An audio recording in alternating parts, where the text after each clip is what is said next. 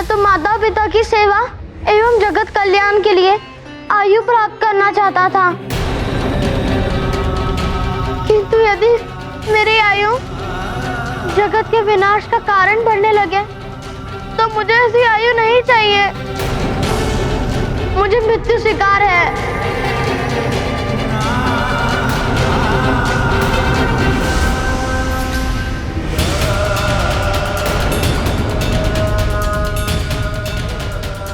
कालदेव, आप दोनों महाशक्तियों के युद्ध से मैं जगत का विनाश होते नहीं देख पाऊंगा। मेरे प्राण हर लीजिए, मैं प्रस्तुत हूँ।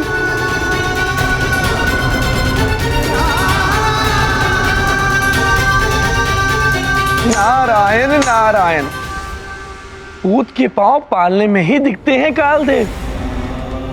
इस 10 वर्ष की नन्ही आयु में इतने उच्च विचार, ऐसी आत्म त्याग की भावना। कालदेव, देवेश्वर महादेव ने ही आपको कालदेव के पद पर सुशोभित किया है। यदि महादेव मार्कंडेय को चिरंजीवी होने का वरदान देना चाहते हैं तो इसमें आपको कोई आपत्ति नहीं होनी चाहिए। जगत कल्याण के लिए ही यह वरदान दिया गया है। इसे रोककर आप जगत कल्याण के कार्य में बाधा उत्पन्न कर रहे हैं। किंतु यम के नियमों का क्या? यदि आप अपने नियम सर्वोपरि मानते हैं तो मैं प्रस्तुत हूँ। हर लीजिए मेरे प्राण। किंतु मेरे कारण कोई युद्ध नहीं होना चाहिए।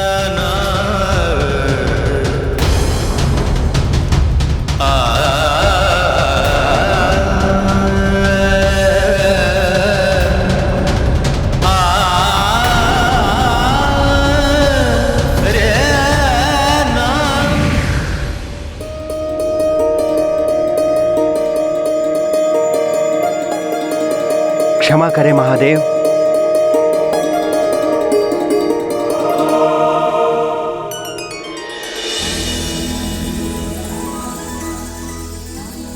आज मार्कंडेय ने मुझे अन्याय करने से रोक लिया। धर्म का पालन तो करना चाहिए, किंतु जगत कल्याण एवं परोपकार के मूल्य पर नहीं।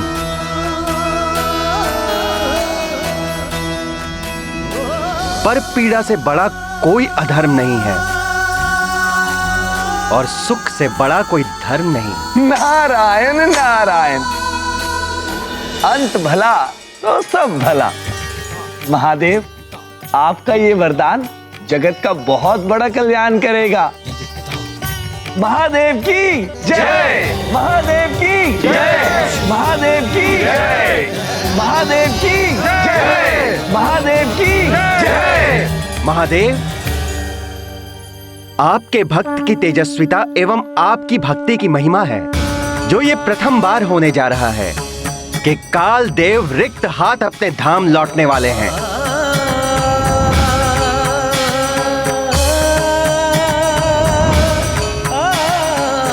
मेरे कृत्य के लिए मैं आप सभी से क्षमा प्रार्थी हूं।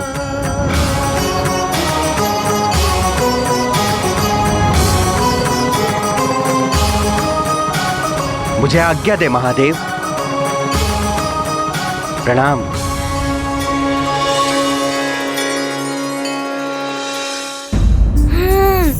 अंत भला तो सब भला। अंततः मार्कंडेय जी अपनी मृत्यु टालने में सफल हो ही गए। हाँ हनुमान, शिव भक्ति और माता पिता की सेवा का पुरस्कार मिला उन्हें।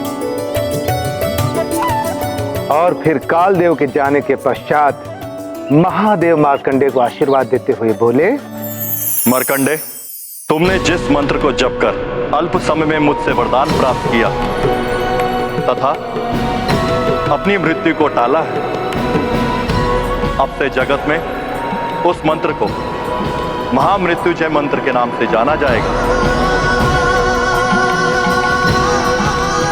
इस मंत्र को श्रद्धा के साथ विधि पूर्वक जपने वाला मेरा भक्त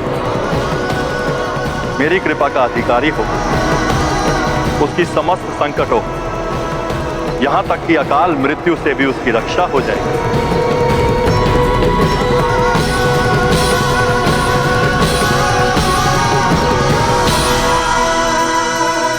हे भोलेनाथ, आपने मुझे जीवन दान देकर मुझ पे बड़ा उपकार किया है। आपको कोटि कोटि नमन महादेव। आपको कोटि कोटि प्रणाम महादेव।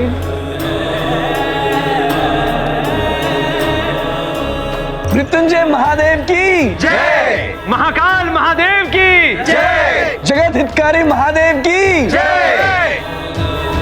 हे प्रभु, आपकी कृपा से अब मैं अपने माता पिता की सेवा भी करूंगा एवं जगत कल्याण के लिए सदा तत्पर रहूंगा। आपकी जय हो भोलेनाथ। आपको कोटि कोटि धन्यवाद प्रभु।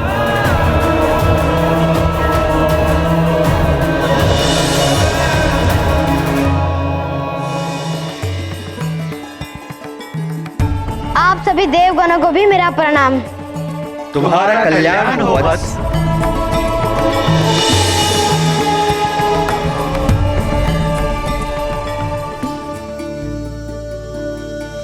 माँ, पिताश्री।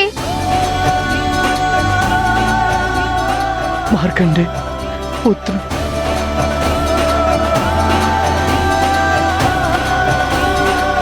तो बालकों, सुनी कथा। मार्कंडे ने सिखाया श्रद्धा और भक्ति के साथ मृत्युंजय मंत्र का जाप किया जाए तो आसन्न मृत्यु को भी टाला जा सकता है। हाँ ऋषिवर, मार्कंडे जी की ये भक्ति के कारण ही कालदेव को रिक्त हाथ लौटना पड़ा। सत्य है हनुमान, अन्यथा कालदेव कभी नियम नहीं तोड़ते हैं, अपितु नियम तोड़ने वालों को दंड देते हैं। हनुमान को नियम तोड़ने का दंड मैं अवश्य दूंगा। सृष्टि का नियम ही है ये, जैसी करनी वैसी भरनी। तो हनुमान, तुमने क्या सीखा इस कथा से? सीख? हाँ ऋषिवर, मुझे ये सीख मिली कि मनुष्य चाहे तो अपने कर्मों से अपने भाग्य को बदल सकता है। जिस प्रकार मार्कंडे जी ने अपनी मृत्यु को टाला। हाँ मित्र, सत्य कह रहे हो मित्र। हाँ ऋषिवर, मैं भी मार्कंडे तीर्थ जाकर महादेव के लिए महामृत्युंजय मंत्र का जाप करूंगा। हाँ मित्र, पूरी श्रद्धा आराधना के साथ पूजा करना। हो सकता है कि मार्कंडे जी की भांति तुम्हें कालदेव भी दंड के स्थान पर क्षमा प्रदान कर दे। उन्हें मुझे क्षमा प्रदान करनी ही होगी। मैं उस मंत्र का जाप करके मेरे सारे परिवार की संकट से रक्षा करूंगा। किंतु हनुमान, ये तभी संभव होगा जब तुम पूरे परिवार के साथ मार्कंडे तीर्थ जाकर इस मंत्र का जाप करोगे। और ध्यान रखना पुत्र, कार्तिक मास के अंतिम सोमवार को तुम्हें वहां पहुंचना होगा। यदि कार्तिक मास के अंतिम सोमवार को तुम परिवार के साथ वहां नहीं पहुंच पाए तो तुम्हारी समस्या हल नहीं हो पाएगी। ऋषिवर मतंग, मैं अभी जाकर माँ और पिताश्री को वहाँ जाने के लिए मनाऊंगा। किंतु मेरा आपसे एक निवेदन है। अवश्य हनुमान, कहो। ऋषिवर, आप मेरे उस दुष्स्वप्न और कालदंड के बारे में माँ और पिताश्री को मत बताइएगा, अन्यथा वो बहुत चिंतित हो जाएंगे। तुम इसकी चिंता मत करो हनुमान, किंतु क्या हुआ ऋषिवर? आप कुछ कहते कहते रुक क्यों गए?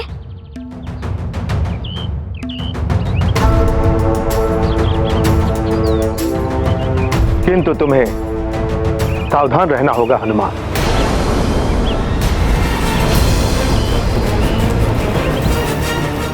ऋषिवर मतंग, आपका मेरा मार्गदर्शन करने के लिए बहुत बहुत धन्यवाद। मैं सावधान रहूंगा। प्रणाम ऋषिवर। कल्याण हो। ऋषिवर, हमें प्रस्थान करने की आज्ञा दें।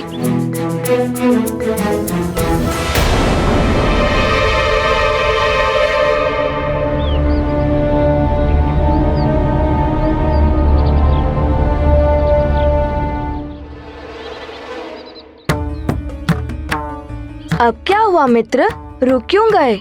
मित्रों, एक दुविधा है। सबको तीर्थ जाने के लिए कैसे मनाऊं? यदि किसी को भी ज्ञात हो गया मेरे उस दुष्ट स्वप्नों के बारे में और कालदंड के बारे में, तो सब चिंतित हो जाएंगे, विशेष रूप से मेरी माँ। हाँ मित्र, दुविधा तो बड़ी है, लेकिन समय पर पहुंचना भी तो आवश्यक है ना मित्र। हाँ, कैसे भी करके माँ और पिताश्री को मनाना ही होगा। चलो। ब्रह्मदेवाय नमः। ओम ब्रह्मदेवाय नमः। ओम ब्रह्मदेवाय नमः। ओम ब्रह्मदेवाय नमः। ओम ब्रह्मदेवाय नमः। अच्छा हुआ लंकेश ने मेरी बात मान ली। अब लंकेश की ये विधिवत से अमृत की प्राप्ति अवश्य कराएगी। कहो पुत्र, तुम कुछ कहना चाहते हो? पिताश्री, हनुमान की कुछ इच्छा है, वो आप पूर्ण करेंगे ना? इसमें संकोच कैसा? पुत्र हो तुम हमारे, और पुत्र की हर उचित इच्छा को पूर्ण करना पिता का कर्तव्य होता है। बताओ, क्या इच्छा है तुम्हारी? पिताश्री, हनुमान की ये इच्छा है कि आप माँ, नानी और मार्जरी का मौसी मार्कंडे तीर्थ जाकर मृत्युंजय महादेव की पूजा करना चाहता है।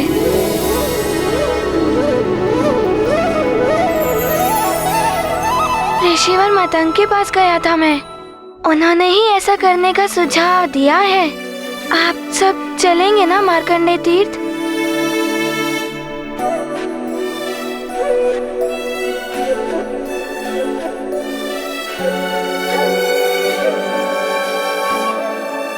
अवश्य पुत्र।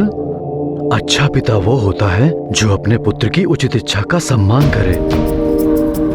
पिता तो पुत्र के लिए कुछ भी करता है, और फिर जब पुत्र तुम्हारे जैसा हो तो उसकी इच्छा के लिए मैं कुछ भी कर जाऊंगा। मेरे अच्छे पिताश्री, सबसे अच्छे।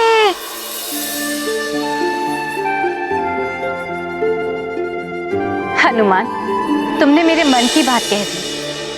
मेरी भी बहुत दिनों से इच्छा थी कि तीर्थ यात्रा पर जाऊं सबके साथ। बहुत ही उत्तम सुझाव है हनुमान का। परंतु पिताश्री, हमें वहां जाने के लिए प्रातः काल में ही प्रस्थान करना होगा। ऋषिवर मतंग ने कहा है कि कार्तिक मास के अंतिम सोमवार को हमें वहां पूजा करनी होगी। तुम्हारी इच्छा अवश्य पूर्ण होगी हनुमान। प्रातः काल तक हम सब व्यवस्था कर देंगे जाने की। मतंग ऋषि ने अवश्य ही कुछ सोचकर यह सुझाव दिया होगा। ऋषिवर मतंग सदैव हमारे परिवार के शुभचिंतक रहे हैं। उन जैसे ऋषि हमारे परिवार एवं राज्य के कल्याण के लिए मार्गदर्शन करते रहे हैं। ये तो हमारे लिए सौभाग्य की बात होगी। मैं अभी मंत्री से यात्रा की सारी व्यवस्था करने के लिए कहता हूँ। हम भी मार्ग के लिए भोजन आदि की व्यवस्था करवा लेते हैं। चलो मार्जरी। हाँ माँ, चलिए। हनुमान, मैं भी सबके लिए वस्त्र आदि की पोटिका लगवा देती हूँ। प्रातःकाल होते ही निकलना है ना?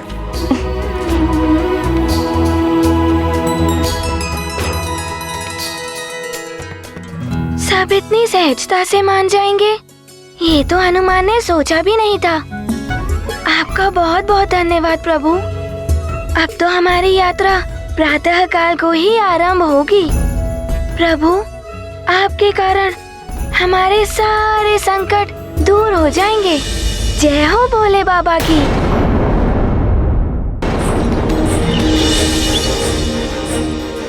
लो पुत्र, इन्हें दान करो।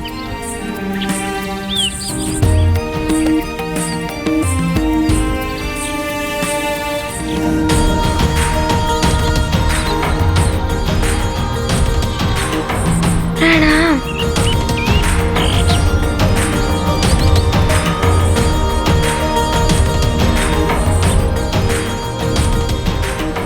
सारे मित्र भी आ गए। हनुमान, हनुमान! हमें विलंब तो नहीं हुआ मित्र? नहीं मित्रों, तुम सब समय से ही आ गए हो।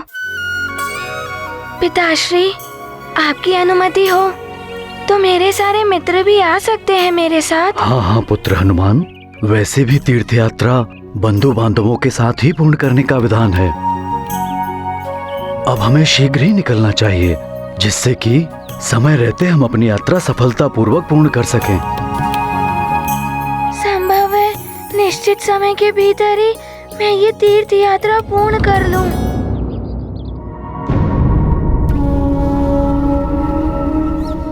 सफल नहीं हो पाएगी केसरी की तीर्थ यात्रा, ना ही जीवन यात्रा।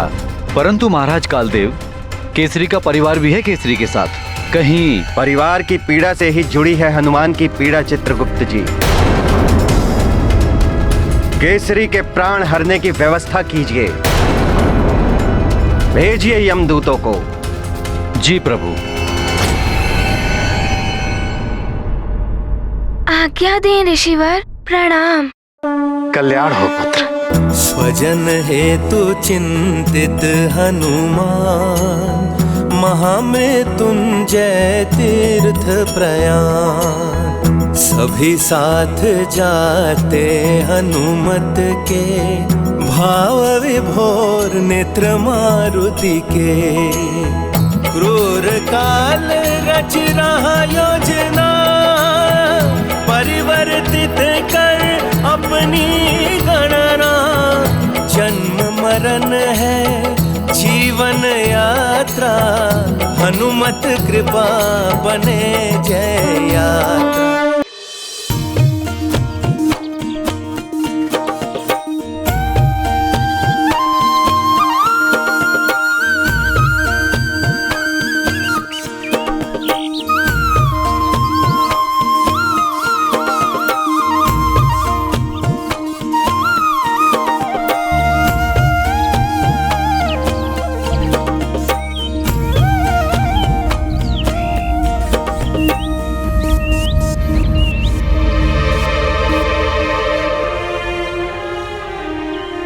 नानी,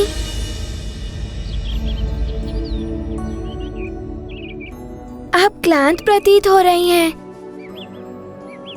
क्या मैं आपको कंधे पर बिठाकर ले चलूं? हनुमान, तुम तो एक ही क्षण में सबको अपने कंधे पर उठा के ले जा सकते हो पुत्र, किंतु तीर्थ यात्रा अपने पांव पर चल के पूर्ण करने में ही उत्तम फल की प्राप्ति होती है।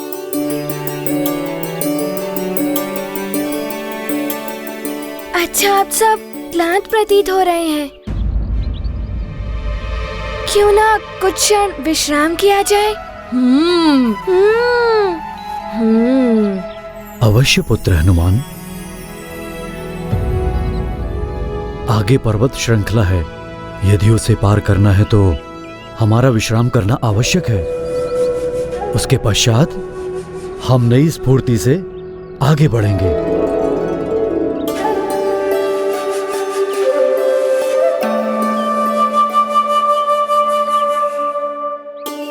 किंतु पिताश्री, हमें समय पर यात्रा पूर्ण करने का ध्यान भी रखना होगा। चिंता मत करो पुत्र, सब कुछ समय अनुसार ही होगा।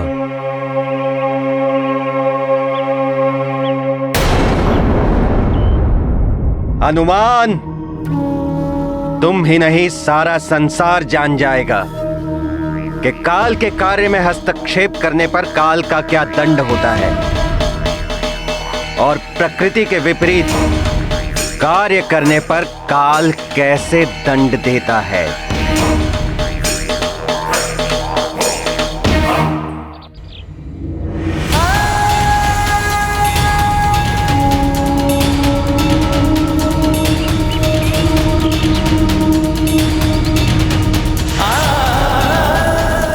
विधान ही काल की पहचान। यम के नियम जितने कठोर हैं, उतनी ही कठोरता से पालन करवाते हैं काल जैसे।